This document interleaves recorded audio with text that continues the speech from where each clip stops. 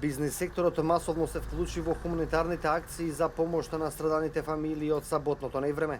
Над 3000 компании и членки на Сојузот на стопанските комори се приклучија во донирање на парични средства, прехранбени производи, облека, кевиња, средства за лична хигиена, флаширана вода и се она што им е потребно на граѓаните. Стопанствениците одат од врата на врата им ги делат намирниците на граѓаните, бидејќи велат дека на тој начин ќе им го заштедат времето на граѓаните кои се преморени од расчистувањето на штетите. Од ова бизнис дружение сметаа дека потребна е дополнителна работна сила на терен и ги повикуваат сите добронамерници да се вклучат во волонтерските акции. Една од поголемите компании од градежниот сектор Трансмет, членка на оваа стопанска комора, од саботата вечер е на лице место и рамо до рамо со војската и волонтерите учествуваат во расчистување на штетите. Телевизија Нова поразговара со координаторот на оваа фирма во населеното место Сингрид.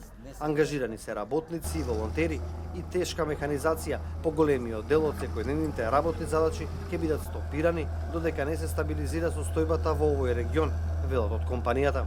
Компанија Трансмет располага овдека со механизација 3 скипа, 2 багера и 5 камиона. Тешки камиони, тросовинци и четворосовинци. Од компанијата се ангажирани работници, зависи према механизација, од 12 до 13 тренутно се ангажирани. Апел до сите компании. Тешка механизација е присутна. Потребно е мали камиони, од 5 кубика, 6 кубика, 7 кубика, 3 кубика, да се вклучат, пошто имаме тесни улички, кај што тешко се приоѓа со големи камиони, големи машини. Потребно е единство и со здружени сили да им се помогне на граѓаните од поплавените места, вели Кочан. Многу е важна организацијата и координацијата со локалните власти, додаде тој. Секое утро се прават планови како да се делува и колку лица и механизација да бидат испратени.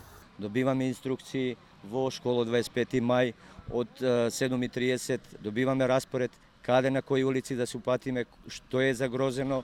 Не можеме сите семејства одеднаш да дојдеме, али ниедно семејство нема да биде оставено ако се уклучиме масовно сите граѓани на Скопје и сите граѓани на Република Македонија. Според пресметките на Сојузот на стопанската комора, секојдневно на сметката за донации легнуваат илјадници евра со кои се купуваат потребните производи за граѓаните од поплавените подрачја.